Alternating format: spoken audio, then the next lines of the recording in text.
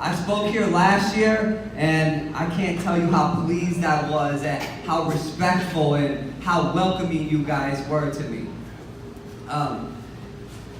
Famous actor Denzel Washington said, "Show me a successful individual and I will show you someone who had a real positive influence in his or her life. I don't care what you are doing for a living. If you do it well, I'm sure there was someone cheering you on or showing you the way, a mentor." And today, I want to share a story with you that illustrates how true that quote is and how tragedy can be used for good. Sometimes the people who inspire you the most are those who you least expect.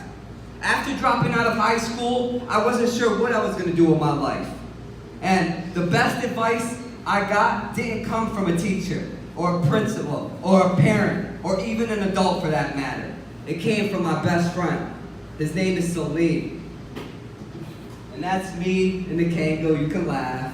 I was 15 years old. Salim with the fro on one side, and on the bottom is my cousin Mark. This is us 25 years later in Vegas celebrating Salim's bachelor party. Salim's in the orange shirt. All right, so back to the story. I dropped out of high school, and I was sitting in Salim's garage with him, and I was telling him how depressed I was and about failing out of school and how I was not sure what I was going to do. And Salim said, "Do what I'm going to do." He went on to say that I'm going to get my GED and I'm going to go to college to become a gym teacher. At the time, that seemed like a pretty big dream because we didn't know anyone that went to college. And most of the kids in our neighborhood, they either got a low-paying job or sold drugs. So I also thought, I can't do that. I told him, "Salim, I can't be no teacher, man. I could barely read." And he said immediately, "Yes, you can." And for some reason, I believed him. He told the dream as if it was possible, that he had a sense of certainty about it, confidence, that as if he played every detail in his mind about how he would become a teacher. And we even went downtown and took our GED exam together.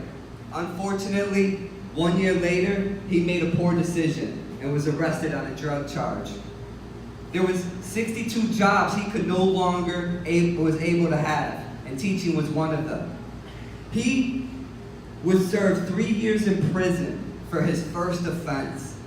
During that time, still believing in Salim's vision that he gave me that day in his garage, I earned a bachelor's degree in education at Buffalo State College, and I became a teacher.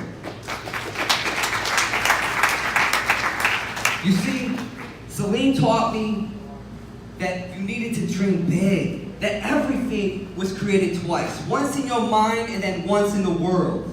But you had to be clear about it in your mind. You have to visualize it. You have to imagine yourself already having it. That was the first part of success. The second part of success is what Salim taught me after he got out of prison. Salim wasn't going to let his mistake define him. As soon as he got out of prison, he had a new plan. He said, "I'm going to get rich in real estate investing." He said, "I'm going to buy houses for $5,000, $10,000, fix them up and sell them for huge profits." He would talk about it all the time. He would pick me up in his car and we would drive around looking at houses that he found online. Now, you have to keep in mind, he didn't have any money, but he would still get out the car and inspect the house, and he would tell me, "This is the type of house I'm going to buy." Only 6 months after being released from prison, he bought his first house. He also found me my first house to buy. He later became an electrician, and he started his own construction company, Western New York Construction. He showed me how to find good deals, how to inspect houses, how to put a team of contractors together, and we together looked at over 100 houses. He would say, "You gotta grind. You either gotta be obsessed or be average. Surround yourself by like-minded people." And he always said, "Yes, you can do this, man."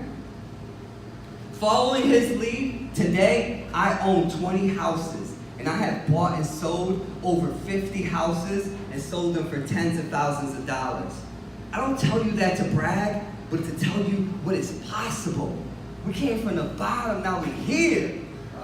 In fact, I was so excited about the last house I bought. I talked to Celine about it for 2 hours on the phone. I was gonna show him the house on Friday that night. But that night, at 2 o'clock in the morning, on November 3rd of 2017, my mom called me and said Celine got shot 3 times. And he's in Buffalo General Hospital. I jumped into my truck and I flew down there. And when I arrived, I noticed a couple barbers from the shop talking and showing a video of the fight he got into. After taking a glance at the video, I rushed into the hospital and I told the nurse, my friend was shot and his name is Salim Marukev. Can I please see him? She told me she couldn't give me any information and that I needed to speak with his family. I looked around, but I didn't see his mother or his father or even his brother. So I went back outside and I caught eyes with one of our friends, Gabe. And I said, Gabe, they won't let me see Salim, man. What's going on? Is he good? Is he okay? And he said, he's gone. I said, what? What do you mean he's gone? He said, Jose, he's dead. He died. You see, after getting into the fight, the guy that Salim was fighting walked over to his car after the fight and got a gun. He walked back across the street and shot at Salim 5 times as he was running away. 3 of the shots hit Salim. 1 in the arm, 1 in his back, and 1 in his leg. The shot that hit him in his leg cut his femur artery, which is the largest artery in our body. In just 5 minutes, so much blood came out of that artery that his heart failed and he died. The next 3 months would be the most darkest time of my life. I woke up crying, I went to bed crying, I was depressed. My life was shattered into 1,000 pieces. But as I picked myself up and I got stronger, it became so clear to me why Salim had such an impact on my life. He made me believe in me when I didn't believe in myself. And if you met some of Salim's friends, they tell you the same thing. They'd say, Salim gave the best advice. He would give you a plan for life if you needed one. That's when I realized that that was the game changer. That every kid and young adult needed that in their life. And that is why I have established the Salim Marukev Youth Scholarship. And it created it. It's not based on some special talent someone has or great achievement they accomplished, but rather on this idea. A lot of people have gone further than they thought they could because someone else thought they could. No one is self-made. We all need to find a great teacher or mentor who will help us. 1 in 3 young people grow up without a mentor.